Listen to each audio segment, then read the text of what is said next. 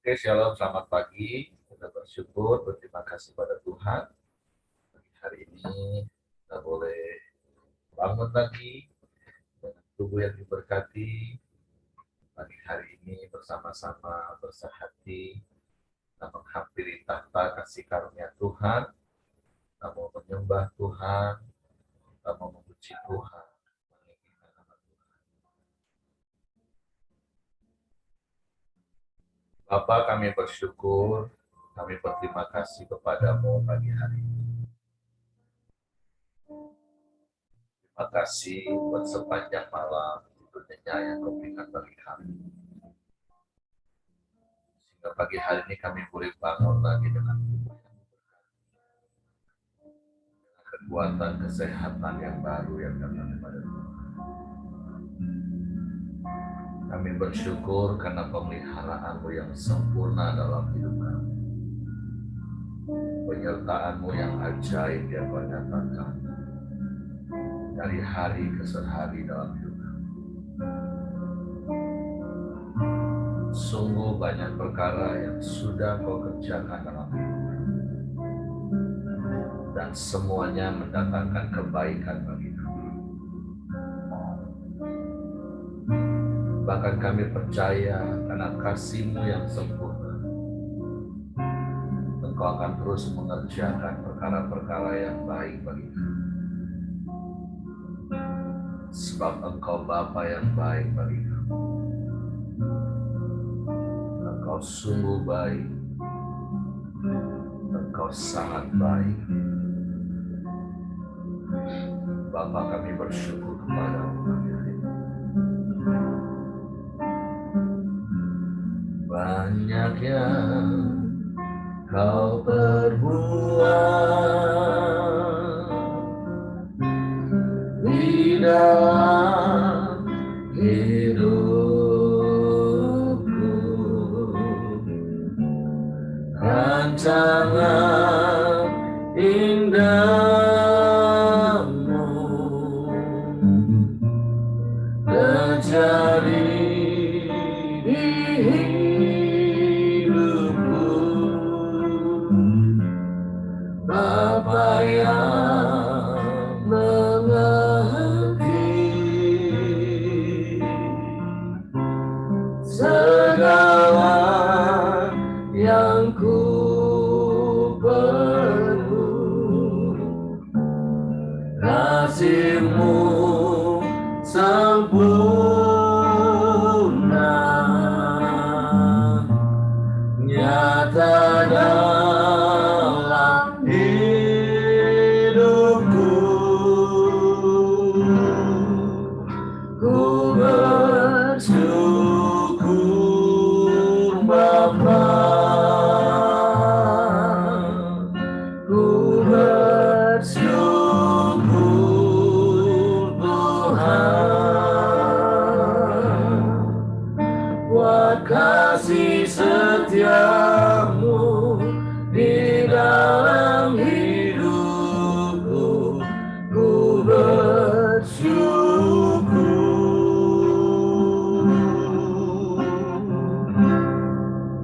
Ku bersyukur Bapa, ku bersyukur Tuhan buat kasih setia-Mu di dalam hidupku. Ku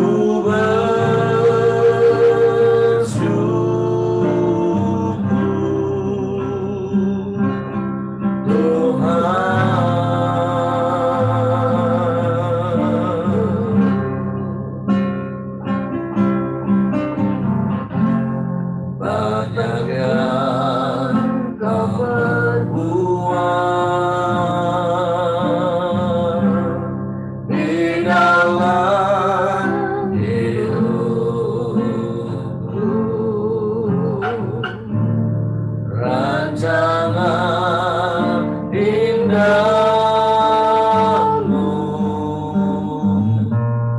terjadi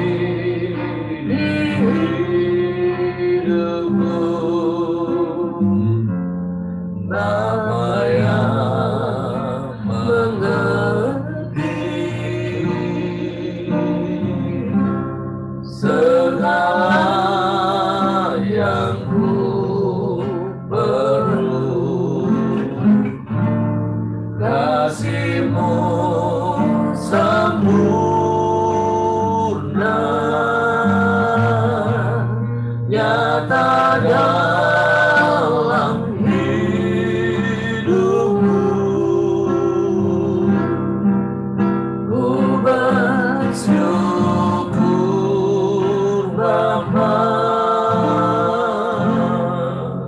ku bersyukur Tuhan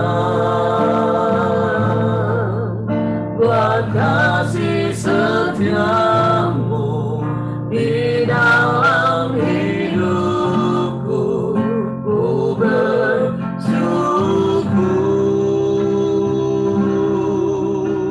amin. Ku bersyukur Bapa, ku bersyukur Tuhan buat kasih setiamu di dalam hidupku. Ku bersyukur Bapa, ku bersyukur Bapa, amin. Ku bersyukur Tuhan, ya, buat kasih setiamu di dalam hidupku. Ku bersyukur, kami bersyukur. Ku bersyukur Bapa, ku bersyukur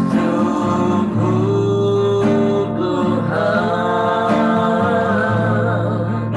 buat kasih setiamu di dalam hidupku. Ku bersyukur,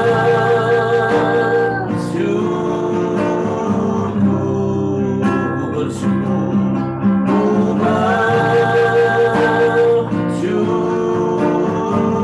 sungguh kami bersyukur.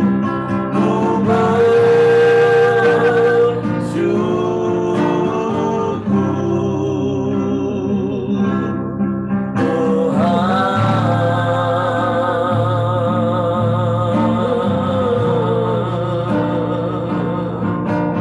kami bersyukur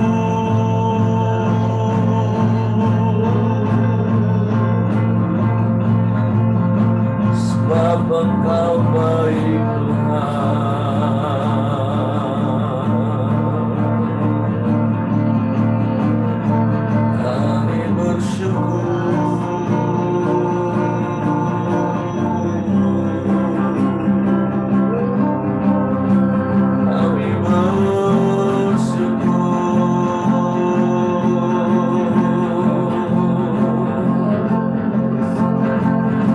Kami sembah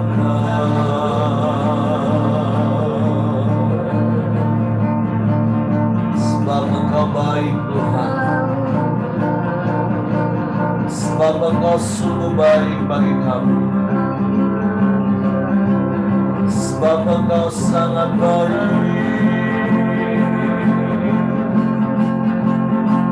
Tiada yang seperti-Mu Tuhan, tiada yang lain.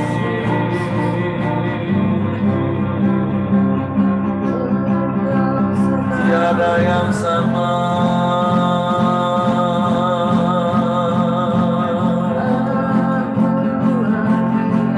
Haleluya.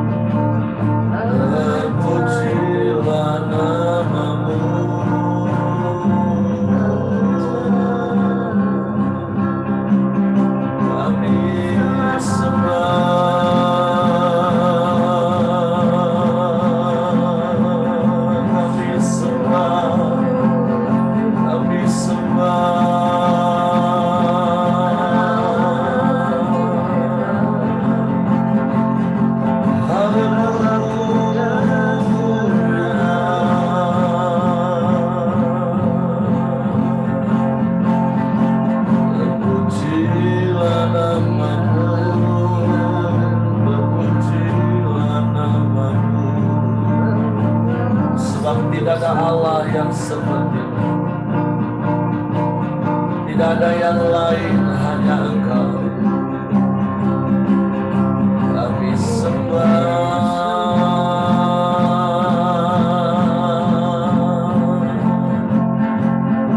kami sembah.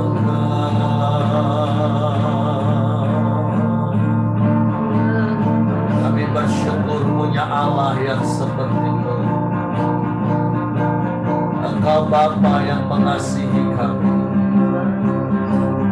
Engkau Bapa yang setia menyertai hidup kami.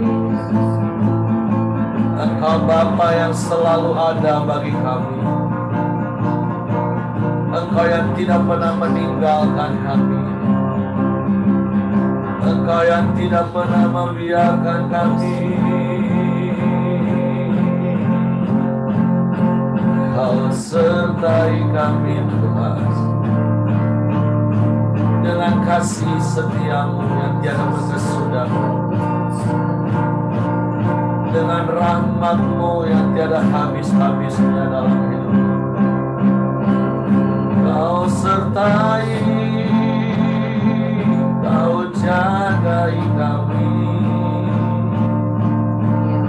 sehingga kami aman sampai hari ini. Kami tetap tenang tinggal dalam hadirat-Mu. Haleluya.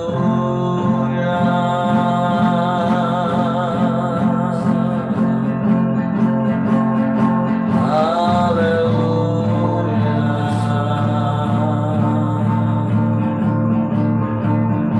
Kami sembah.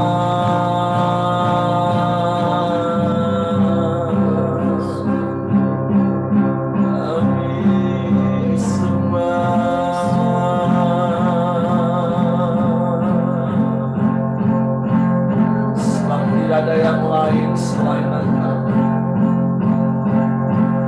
Kami tenang di dalam hadirat-Mu Tuhan. Kami mau terus tinggal di dalam-Mu, dan firman-Mu tinggal dalam kami Tuhan. Kami mau taat, setia kepada-Mu.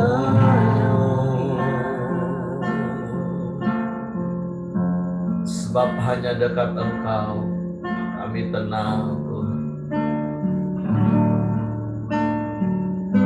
Sebab hanya di dalam Engkau kami aman Tuhan.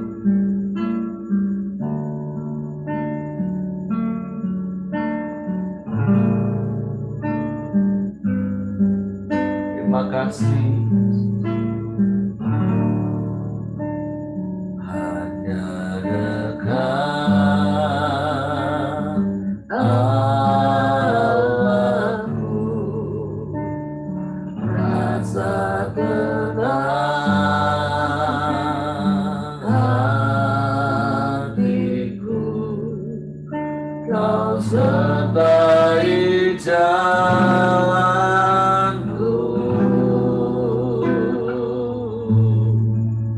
sepanjang hidupku.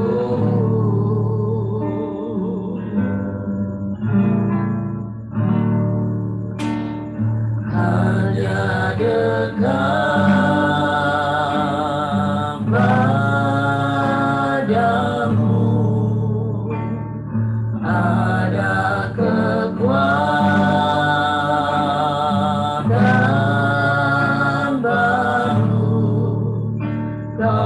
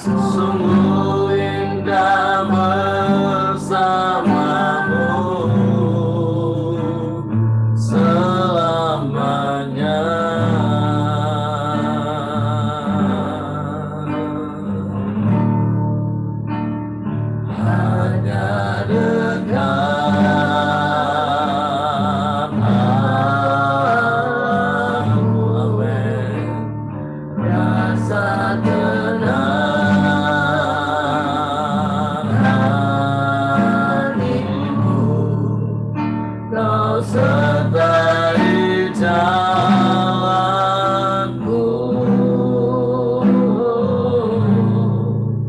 sepanjang hidupku.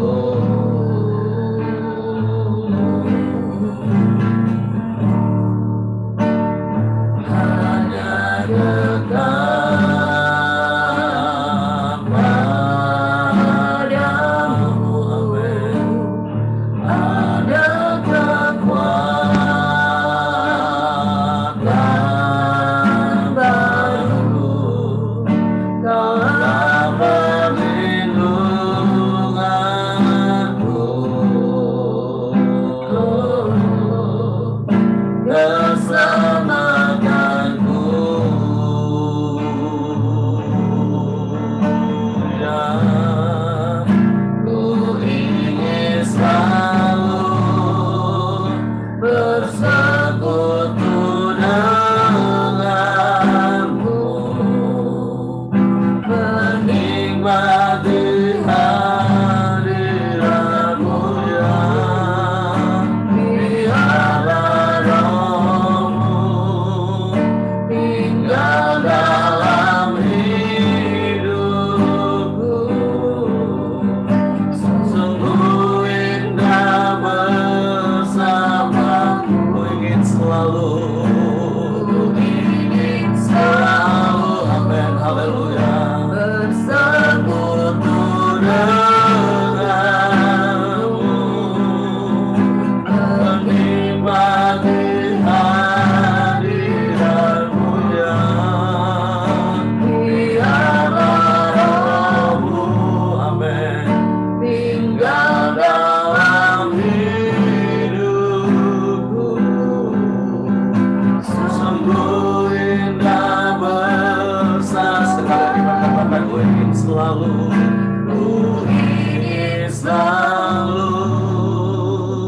bersekutu denganmu, amin, haleluya, menikmati hadiratmu, ya. Biarlah rohmu tinggal dalam hidupku, amin. Sungguh indah bersamamu, sungguh indah, sungguh indah bersamamu, sungguh indah, sungguh indah bersamamu.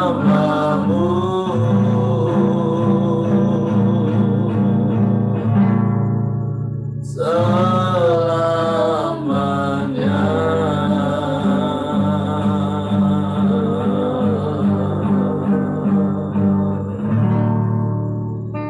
Sungguh indah kami hidup berjalan bersamamu, Tuhan. Ada rasa tenang, ada rasa damai, ada sukacita berlimpah di dalam hari-hari hidup kami. Karena kami percaya Engkau tidak pernah meninggalkan kami. Engkau tidak pernah membiarkan kami. Engkau menyertai hidup kami. Bahkan Engkau memahkotai kami dengan kasih setiamu yang besar. Bapa, hati kami bersyukur kepadamu pagi hari ini. Kalau kami boleh menghampiri tahta kasih karunia-Mu,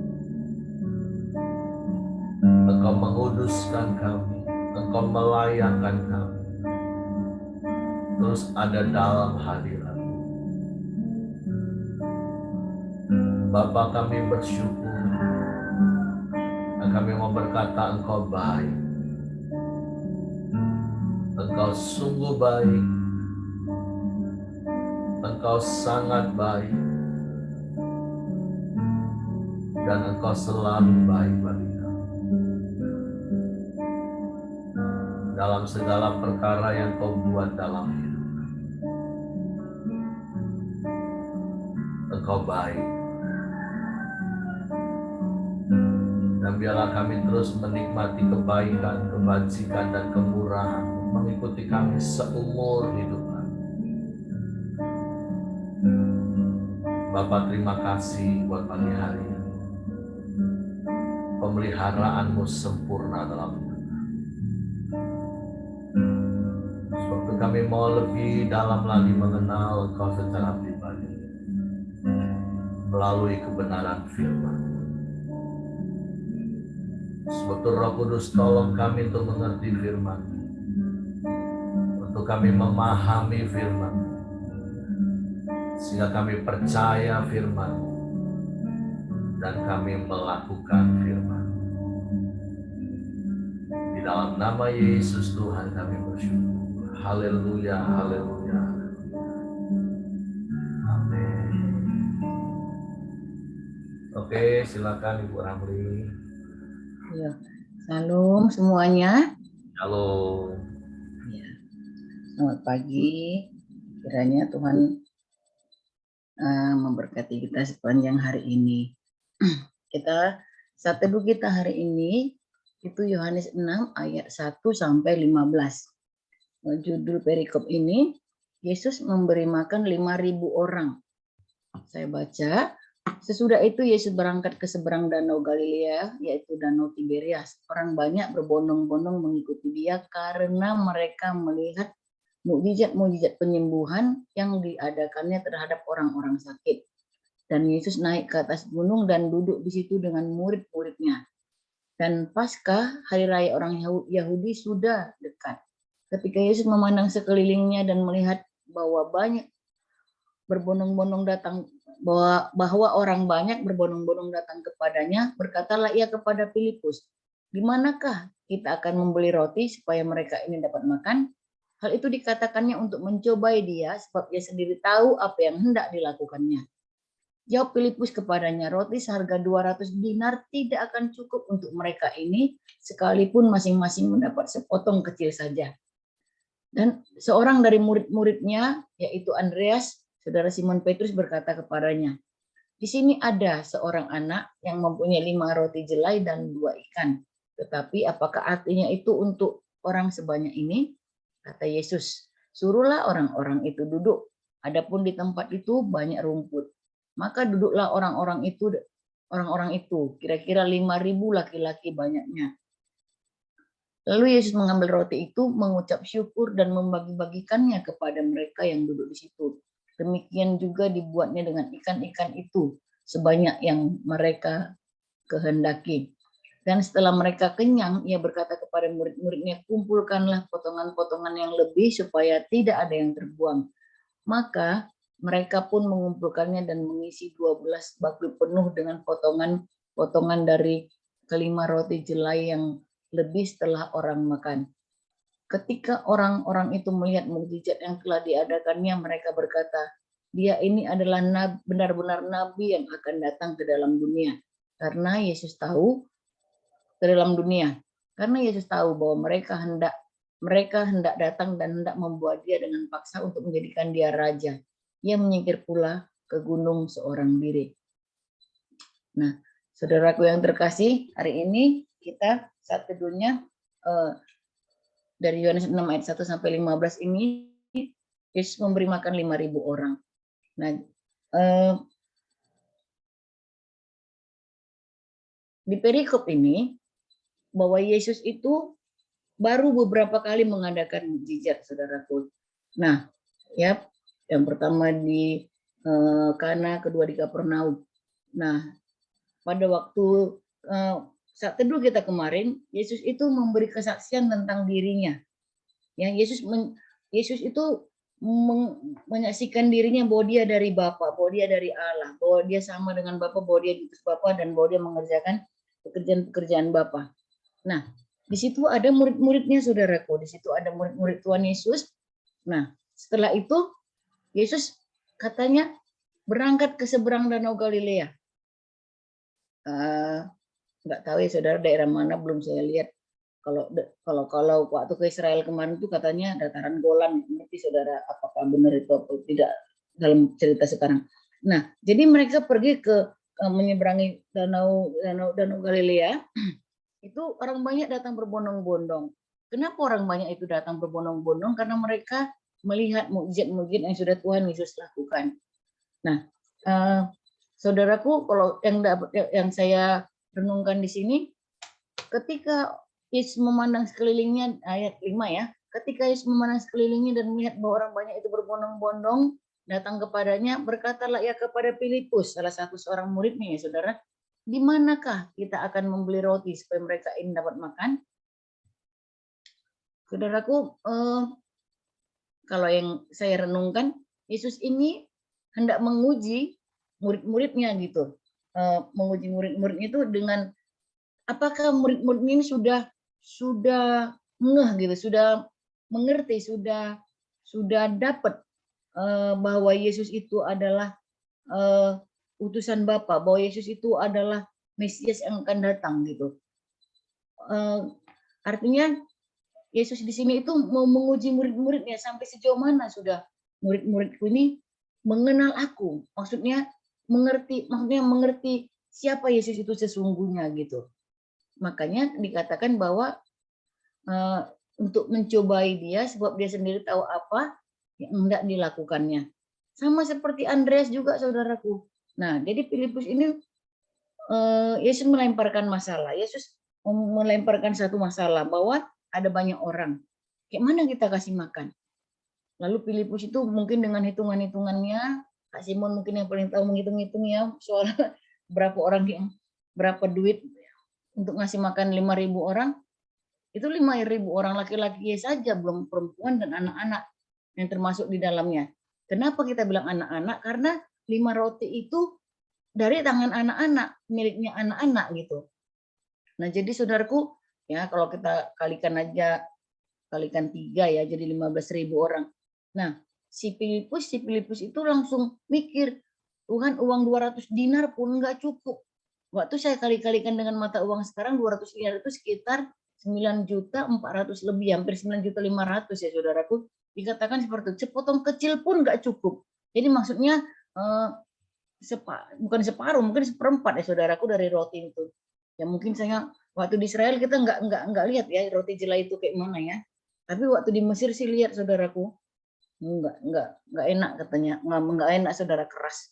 Nah di sini dikatakan bahwa roti jelai itu adalah makanan rakyat biasa, bukan makanan mewah ya saudaraku. Nah jadi Tuhan Yesus itu melempar satu masalah itu untuk menguji murid-muridnya, apakah mereka itu sudah ngerti bahwa apa yang kusaksikan tentang diriku sebelumnya, dan nangkep belum ini ya murid-muridku, begitu saudaraku. Ternyata nggak nangkep, maksudnya belum mengerti mereka bahwa guru mereka itu, bahwa Yesus itu adalah Mesias yang dijanjikan untuk bangsa Israel ya saudaraku. Nah jadi Filipus langsung kali-kalikan dengan kali-kalinya ya saudaraku, bahwa uang 9.500.000 pun nggak sanggup Tuhan kasih makan mereka dengan sepotong kecil ya. Waktu saya kali-kali bagi-bagi sih saudaraku, nggak bisa saudaraku, nggak tahu udah dapat harga berapa. 9.500.000 dibagi 15.000 orang. Nah, begitu juga dengan Andreas. Dikatakan Andreas begini, Tuhan, di sini ada anak yang mempunyai 5 roti dan 2 ikan. Tapi apalah artinya itu, gitu. Jadi saudaraku, yang pelajaran yang saya dapat dan juga bisa kita renungkan sama-sama, memang ketika ada masalah, kita seringkali melihat dengan mata jasmani. Ya saudaraku, kita melihat dengan mata kita yang 2 ini. Jadi kadang sering sekali ketika masalah itu, apalagi di luar masalah yang luar biasa ya.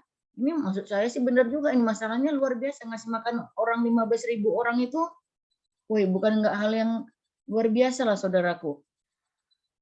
Nah, jadi ketika kita punya masalah saudaraku ya, ini pelajaran juga bagi saya. Ketika kita punya masalah, kita seringkali pakai otak kita, pakai kali-kali kita, pakai kalkulator yang ada di otak kita saudaraku, atau pakai jalan-jalan kita, pakai prinsip kita, pakai pikiran kita, tanpa melibatkan Yesus begitu. Seandainya Filipus bilang, Tuhan, kemarin kan kesaksianmu dikatakan bahwa engkau anak Allah, kau begini. aku percaya engkau sanggup melakukannya. Itu lain cerita mungkin saudara kalau Filipus mau ngomong begitu saudaraku. Tapi inilah kita manusia, sering sekali ketika punya masalah kita mau menyelesaikannya dengan dengan otak kita yang sebesar tempurung ini saudaraku. Bahkan kalau wanita lebih parah lagi dengan perasaannya yang mungkin ya perasaan yang kacau balau atau mungkin perasaan yang apa saudaraku yang mungkin terluka dari masa kecil atau segala macamnya. Nah, itu yang kita pakai, yang kita buat jalan keluar untuk menghadapi satu masalah. Nah, pagi ini kita mau belajar saudaraku. Mau belajar bahwa ketika apapun masalah kita katakan aja, maksudnya seperti kalau saya bilang seperti Filipus tadi, lemparkan aja kepada Tuhan Yesus. Tuhan Yesus, aku percaya kan kesaksianmu tentang dirimu seperti ini tadi. Engkau bisa, engkau sanggup Tuhan untuk menyelesaikannya. Nah, saudaraku, jadi pelajaran hari ini yang dari satu ayat ini adalah kita mari belajarlah. Saya termasuk keluarga kami ketika ada masalah kita belajarlah untuk menyelesaikannya dengan cara Tuhan, bukan dengan cara kita. Belajar kita berani meletakkan masalah kita di kaki Tuhan gitu saudaraku. Saya kesaksian sedikit ya saudaraku. Nah, hari ini kami udah nggak punya pembantu lagi, maksudnya orang yang bantuin di rumah nggak lagi saudaraku. Karena ada bukan suatu sih ya, artinya saya memang udah nggak nyaman, udah agak lama sih nggak nyaman, tapi karena berhubung dia punya pinjaman beberapa juta gitu ya, kemarin belasan juta, sekarang tinggal beberapa juta lagi, jadi saya maksudnya belum itulah hitung-hitungan juga dengan utangnya saudaraku, nggak usah dulu diapain diberhentiin gitu.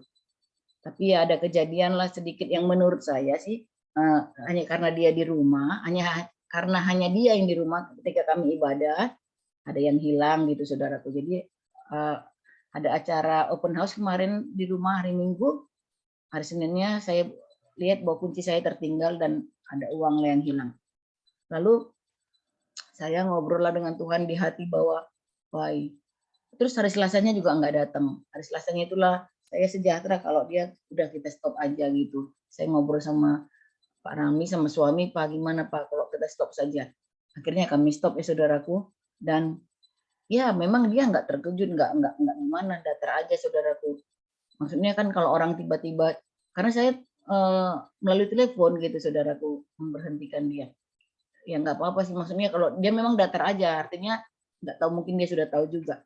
Tapi yang saya dapat itu saudaraku, saya merasa punya kebebasan hati saya bebas, hati saya merdeka, karena memang selama ini was-was saudara, kalau misalnya lupa meletakkan tas, lupa meletakkan kunci itu ya.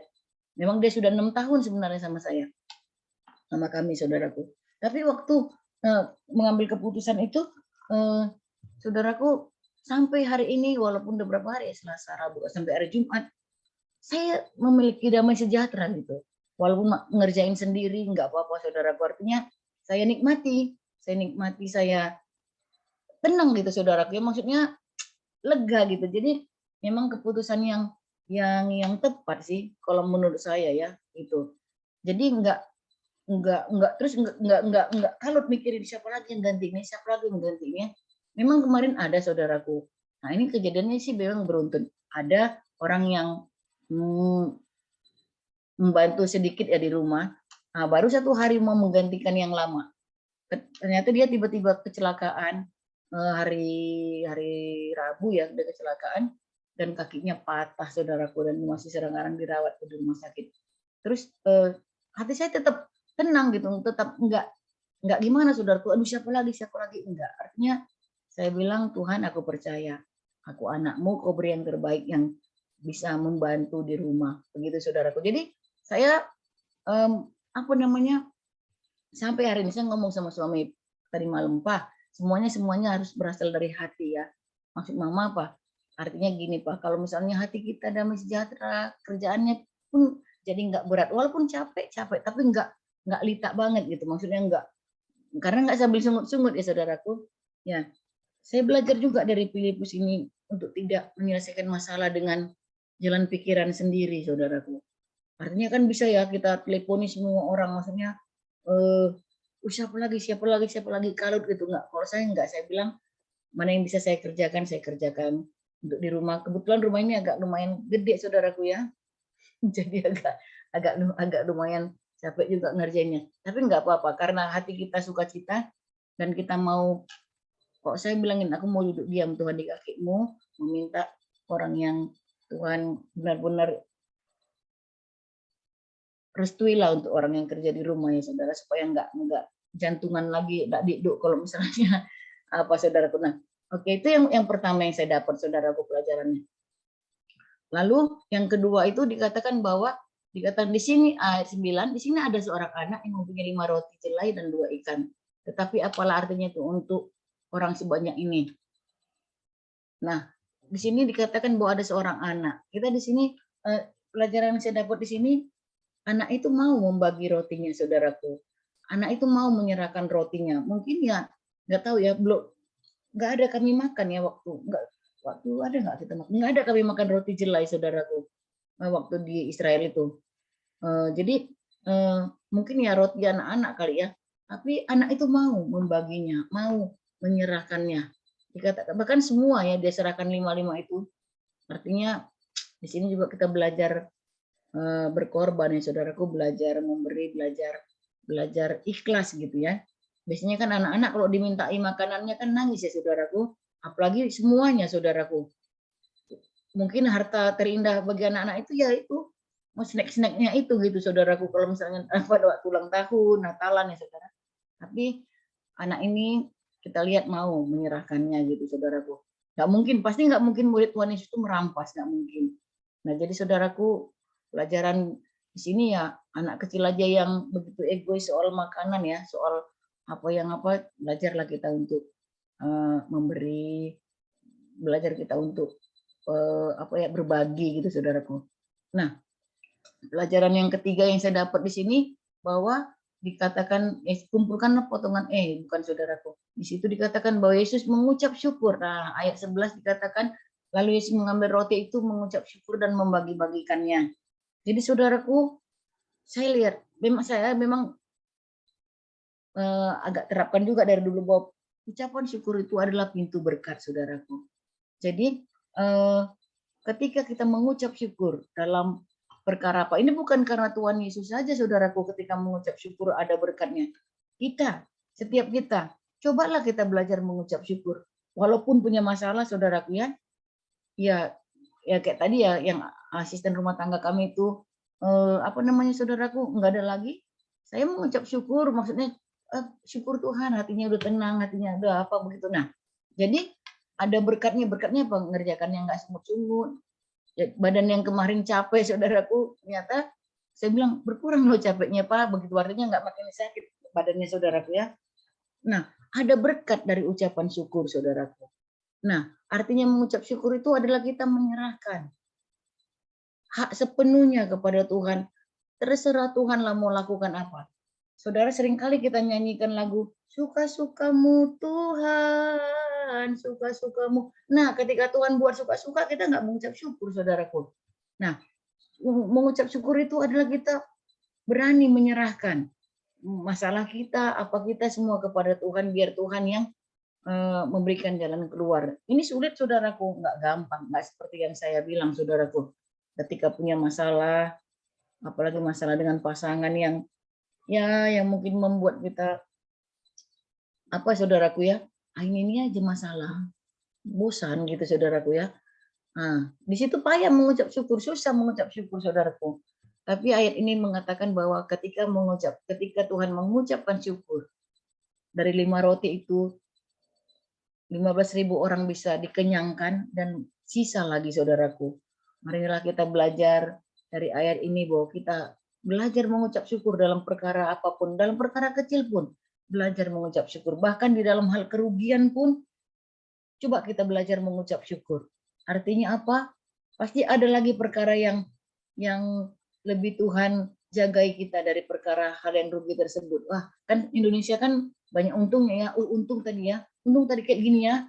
Untung masih seperti ini ya. Nah, itu sebenarnya bagian dari mengucap syukur juga sih menurut saya, saudaraku ya. Bersyukurlah kita punya punya adat kebiasaan yang seperti itu. Nah, jadi saudaraku, tiga hal inilah yang saya dapat ya ketika ketika saya renungkan untuk aplikasi kehidupan pribadi gitu. Tapi kalau di Yohanes 6 ini itu kelanjutan daripada Yohanes 5 itu, bahwa setelah Yesus menyaksikan dirinya, Yesus pun bukan hanya dengan kata-kata membuktikan bahwa dia Mesias, bahwa dia utusan Bapa, bahwa dia Allah yang Allah anak itu, tapi dengan perbuatan. Di pasal 6 ini Yesus melakukannya dengan perbuatan-perbuatan, menunjukkan kemesiasannya dengan perbuatan-perbuatan yang ajaib ya saudara. Makanya di ayat 15 dikatakan, ayat 14 dikatakan, orang-orang banyak bilang dia ini adalah benar-benar nabi yang akan datang. Bahkan di ayat 15 dikatakan mereka hendak memaksa dia untuk menjadikan dia raja, saudaraku. Nah, di sini juga orang banyak itu nggak lihat bahwa Yesus itu Mesias, nggak lihat. Mereka itu hanya mau melihat, mengerjakan dengan matanya. Mereka mau menjadikan Yesus itu raja, pembebas mereka, karena pada masa itu memang bangsa Israel kan dijajah oleh Romawi ya saudara, ya bangsa Roma gitu saudaraku. Jadi kita memang harus banyak merenungkan firman Tuhan saudaraku, agar setiap perbuatan kita, keputusan kita, tindakan kita itu harus sesuai dengan biar sesuai dengan firman Tuhan. Jadi yang saya dapat di sini memang harus duduk diam ya di kaki Tuhan dan merenungkan firman Tuhan, ngobrol dengan Tuhan. Di saat-saat kita menyetirkah, masakkah, ngapainkah, kita ngobrol dengan Tuhan gitu. Self-talk-nya ngobrol dengan Tuhan gitu saudaraku. Nah, jadi itulah yang saya dapat ya, artinya perenungan pagi ini, bahwa ketika ada masalah, mari kita serahkan kepada Tuhan, biar Tuhan dengan caranya menyelesaikan. Kedua itu yang anak kecil tadi, dia mau berbagi, ya berbagi, maksudnya memberi, belajar memberi, berbelas kasihan. Lalu ketiga itu bahwa mengucap syukur segala apapun yang sedang terjadi. Kalau dalam keadaan bahagia sih enak mengucap syukur, tapi dalam keadaan punya masalah itu yang paling sulit. Tapi kita harus percaya ketika kita mengucap syukur, pintu-pintu berkat itu terbuka. Nah, mari kita belajar hari ini juga tidak menyelesaikan masalah kita menurut otak kita sendiri, menurut kebiasaan kita, menurut ambisi kita, menurut hawa nafsu kita.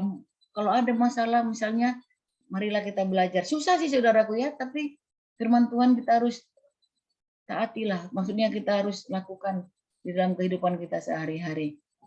Kira-kira itu yang saya dapat hari ini. Semoga memberkati. Silakan Pak Eri, kalau mau ditambahin. Oke, terima kasih Bu Ramli buat sharing firman pagi hari ini. Jadi kita dapat beberapa poin. Yang pertama itu jangan panik kalau ada masalah, ada situasi. Jangan panik karena mengandalkan pikiran. Yang kedua, belajar memberi seperti anak kecil. Dan yang ketiga, ada kuasa di dalam mengucap syukur.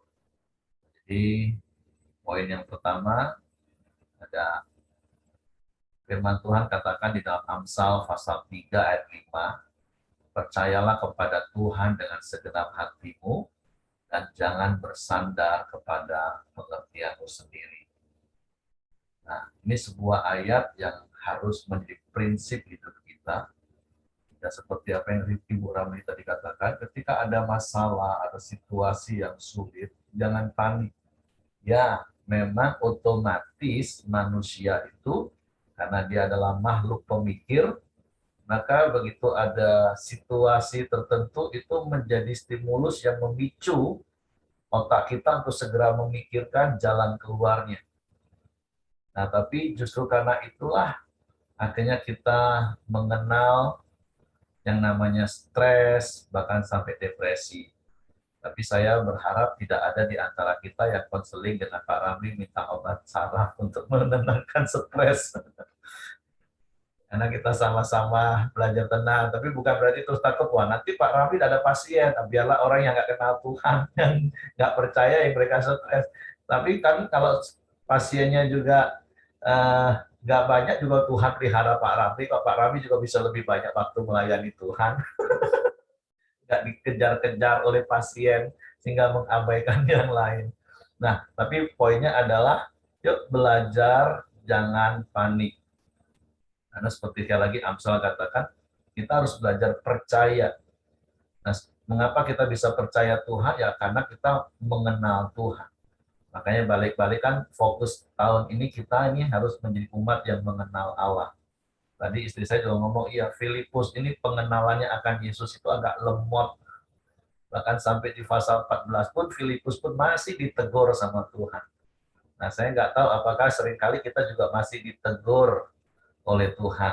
Sudah sekian lama engkau bersama-sama dengan aku, Filipus, tapi kau juga nggak tahu kalau Bapa di dalam aku di dalam Bapa. Nah, tapi yuk mari kita bertumbuh melalui pengetahuan, terus kita mulai dengan pengalaman seperti khotbah Pak Ayong di tanggal 1, terus kita punya keintiman, ada pencerahan dari Tuhan. Sehingga kita semakin mengenal Tuhan, dan seperti yang statement saya katakan, semakin dalam kita mengenal Tuhan, maka rasa percaya kita itu akan semakin kuat. Kita nggak akan menjadi orang yang panik. Sehingga seperti Amsal katakan, kita percaya dengan segenap hati, kita bisa tenang, dan kita bisa mendengar arahan-arahan Tuhan melalui pikiran kita. Sehingga kita tahu apa yang harus kita lakukan. Tapi kalau kita mengandalkan pikiran kita lebih dulu, itulah yang membuat kita semakin panik. Karena dalam 1 detik itu pikiran kita itu liar, bisa banyak sekali pikiran-pikiran yang bisa muncul, asumsi-asumsi yang muncul. Dan itu akan membuat semakin panik. Seperti Bu Rami tadi katakan, ah, udah, ini sudah betul lah ini, dengan logika nggak mungkin ini. Tapi bukankah firman Tuhan katakan apa yang tidak mungkin bagi manusia, itu mungkin bagi Allah. Apakah kita mengenal Allah yang seperti itu di dalam Yesus? Bahwa baginya tidak ada yang tidak mungkin. Nah, tentu itu melalui sebuah pengalaman ketika kita bertindak menghadapi masalah, menurut logika manusia nggak mungkin, tapi kita belajar percaya dan mempercayakan kepada Tuhan. Terus menerus seperti itu sampai kita benar-benar mengenal. Jadi pesan yang penting pagi hari ini, jangan panik, datang pada Tuhan. Terus belajar memberi, dan yang ketiga tadi, mengucap syukur. Nah, poin yang mau saya tambahkan, yang Tuhan ingatkan kepada saya, ayat yang ke-12, firman Tuhan ngomong gini, dan setelah mereka kenyang, ia berkata kepada murid-muridnya, kumpulkanlah potongan-potongan yang lebih, supaya tidak ada yang terbuang. Tuhan mau mengajar seperti ini, kelola dengan bijak berkat yang Tuhan berikan kepada kita. Jangan dibuang-buang dengan sia-sia, dengan boros untuk hal-hal yang tak penting. Bukankah Paulus kepada jemaat Roma katakan bahwa segala sesuatu itu dari Dia, oleh Dia, dan kepada Dia. Bagi Dialah kemuliaan sampai selama-lamanya. Kan memang kecenderungan manusia gini, kalau mendapatkan uang, materi itu dengan mudah, biasanya dengan mudah pula disia-siakan, dihabiskan. Nah, tapi kita orang percaya diajar hari ini, kalaupun kau mendapatkan dengan mudah dalam tanda kutip, karena memang ada kasih karunia Tuhan bagi setiap kita. Tuhan berkati setiap usaha pekerjaan tangan kita. Di tengah pandemi orang susah, kita masih bisa menikmati. Tapi Tuhan ajar melalui firman Tuhan pagi hari ini bagi saya, bagi kami khususnya, dan saya sampaikan kepada kita semua, jangan boros, jangan sia-siakan berkat Tuhan. Jangan sampai terbuang. Karena harusnya apa yang Tuhan berikan kepada kita, itu harus kita kembalikan untuk hormat kemuliaan bagi nama Tuhan. Ya tentu di dalamnya kan tentu ada untuk kita memang kelola, untuk kita nikmati. Tapi jangan lupa untuk berbagi seperti poin yang kedua yang Ibu Rami tadi katakan. Nah saya bersyukur saya hidup bergaul dengan sahabat-sahabat rohani, dengan bapak-bapak rohani, yang memberikan teladan bagaimana mereka berbagi, bagaimana mereka memberi. Nah, itu yang mengajar kami sampai hari ini. Dan saya bersyukur teman-teman di Korandio baca terus memberi care satu dengan yang lain. Jadi pagi hari ini 3 hal yang Ibu Rami tadi sampaikan, jangan panik, belajar memberi. Yang ketiga ada kuasa dan ucap syukur. Yang keempat yang saya tambahkan, kelola dengan bijak berkat Tuhan. Oke, itu saja yang saya tambahkan. Mungkin Bapak Ibu yang lain dapat pencerahan yang lain mau ditambahkan. Kalau tidak ada, saya serahkan kepada Hengki. Pak Rami mau tambahkan? Oke, silakan. Enggak, mau saya poin yang pertama tadi yang saya dapat sering sekali kita sampai sekarang pun ya masih seperti Filipus dan Andreas juga gitu, di dalam meresponi sebuah masalah. Masih paradigma yang lama, masih dengan pola pikir kita, masih dengan cara-cara kita ya. Kalau si Filipus kan cara berpikirnya uanglah yang bisa menyelesaikan masalah ini. Gitu. Nah, sering sekali kita dalam kehidupan kita juga kadang seperti itu. Gitu. Kalau ada masalah, kita mengira, menganggap kalau saya punya cukup uang, bereslah semua ini. Ternyata kan tidak. Sedangkan si Andreas, kita punya roti, tapi apalah artinya dengan segini roti dan diri sendiri. Jadi kembali lagi kepada sumber dayanya kan, sumber daya yang ada. Kalau kita punya sumber daya yang cukup, bereslah masalah ini. Nah, ternyata Yesus mau mengajarkan kepada murid-muridnya bahwa itu cara-cara paradigma yang lama. Kita harus tinggalkan. Walaupun kita tidak punya uang atau sumber daya yang lain, tapi masalah bisa tetap diselesaikan. Amin. Saya diberkati ya, dan belajar begitu ajaib ya, begitu luar biasa apa yang Tuhan kerjakan di dalam Pelita Community ya. Luar biasa di dalam Pelita Community tidak banyak konglomerat besar, tapi Tuhan bekerja secara luar biasa. Bisa beli tanah 5 hektar untuk jadi TC ya, bisa membeli terus tanah yang di belakang gereja, bisa bangun sekolah ya. Itu bagi saya itu luar biasa ya, dan itu bukan cara-cara biasa, bukan cara-cara manusia. Kalau lihat dari sumber daya rasanya tidak mungkin gitu. Tapi ternyata dengan cara Tuhan bisa gitu. Jadi artinya kita sama-sama belajar untuk tidak menyelesaikan masalah dengan cara kita, tapi tadi seperti yang ditekankan, mari dengan cara Tuhan kita selesaikan, kita serahkan semua kepada Tuhan. Tuhan punya banyak cara untuk menyelesaikan masalah kita. Terima kasih. Amin. Wow, luar biasa ya. Makanya yuk balik-balik firman Tuhan yang harus jadi respon otomatis kita. Jangan kalimat-kalimat dunia yang sepertinya bijak, tapi itu sesat. Seperti yang beberapa kali saya katakan. Uang bukan segala-galanya, tapi segala-galanya butuh uang. Kalau ada uang pasti beres. Nah, itulah kadang lebih lengket dari di dalam hidup kita. Oleh sebab itu pagi hari ini balik-balik yang segala-galanya itu hanyalah Tuhan. Tuhanlah segala-galanya. Dan di dalam Tuhan apa yang tidak mungkin itu menjadi mungkin. Oke. Ibu Mirianti mau tambahkan sesuatu? Ya, enggak. Oh enggak. Oh, di jadwal doa oleh Hengki ya. Oke, saya serahkan kepada Hengki. Silakan Hengki. Mari kita masuk dalam doa kita. Silakan Ibu Niarti. Mari kita bersatu di dalam doa. Bapa yang baik, terima kasih buat apa yang sudah Tuhan perbuat atas hidup kami. Pagi hari ini kami bersyukur Tuhan, kalau kami bisa berkoram deo bersama, kami bisa merenungkan firman-Mu bersama. Banyak hal Tuhan yang Engkau sedang ajar dalam hidup kami, bila kami Tuhan mempraktekkan firman-Mu dalam hidup kami. Kami mempercayai Engkau dengan segenap hati kami. Semakin hari kami terus mengenal Tuhan, lewat firman-Mu, lewat pengalaman pribadi kami dengan Tuhan. Terima kasih Tuhan, kami bersyukur buat pagi hari yang indah ini. Kami datang bersepakat bersama-sama Tuhan berdoa, buat Ibu Teti, ibunya Pak Heri Tuhan, kalau saat ini sedang kurang sehat. Bapa, Engkaulah yang memberikan kesehatan, Engkaulah yang menyegarkan setiap tulang-tulang, setiap tubuh yang lemah, Kau kuatkan Bapa. Di dalam nama Tuhan Yesus, Ibu Teti jadilah sembuh oleh karena Tuhan sendiri. Terima kasih Tuhan, Kau berkati proses pengobatan, setiap obat yang diminum Tuhan jamah, biarlah itu menjadi sarana kesembuhan bagi hidupnya. Terima kasih Tuhan. Kami juga berdoa buat Ibu Dorcas.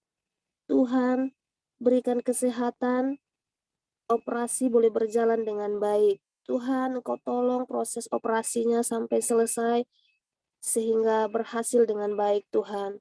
Biarlah Tuhan, mamanya Ibu Dorcas boleh sehat oleh karena pertolongan Tuhan. Segala sesuatu yang dibutuhkan Tuhan, Engkau Allah yang menyediakan.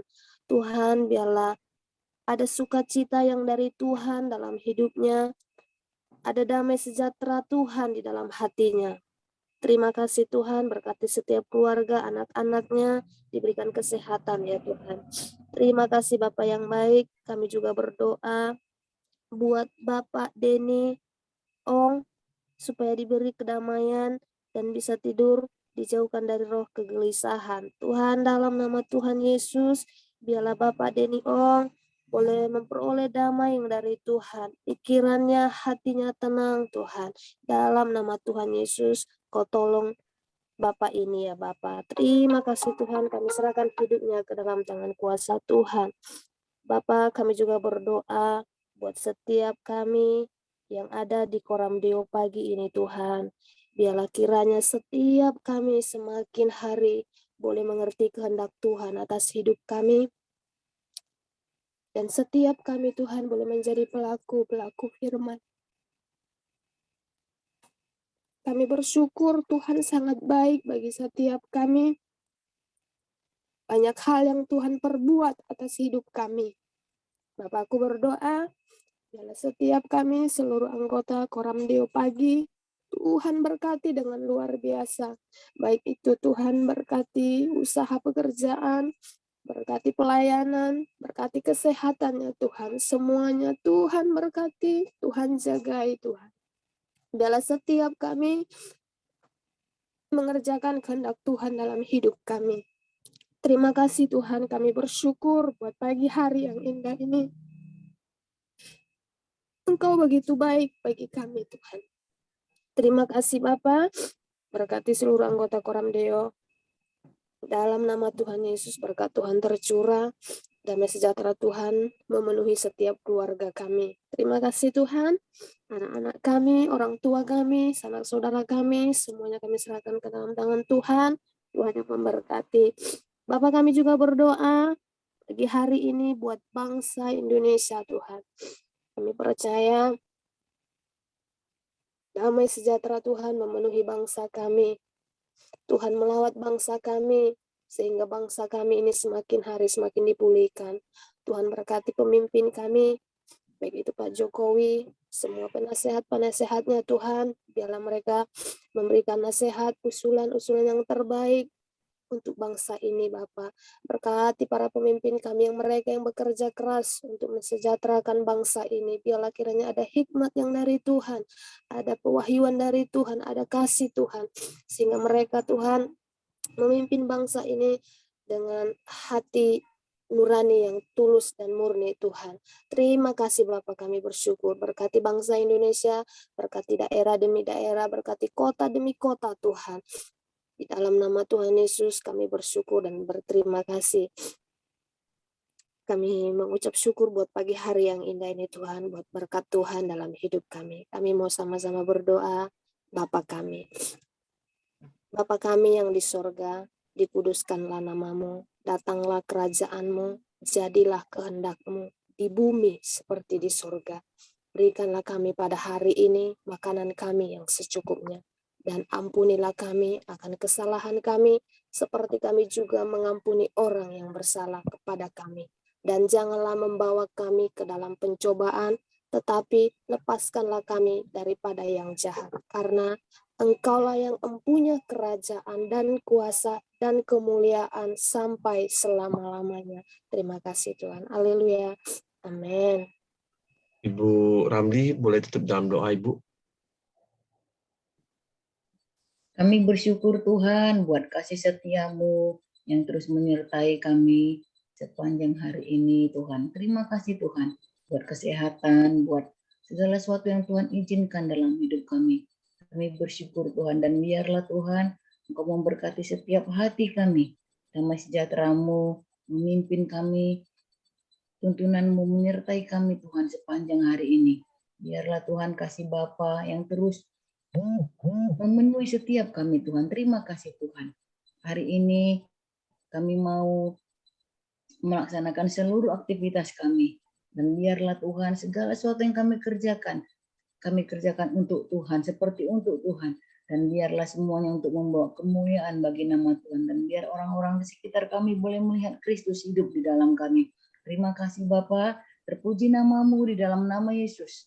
Kami mau mulai hari ini dengan berkat yang daripada-Mu. Terpuji nama-Mu, dalam nama Yesus kami ucap syukur. Haleluya. Amin. Amin. Oke, semangat pagi, selamat beraktivitas. Tuhan memberkati.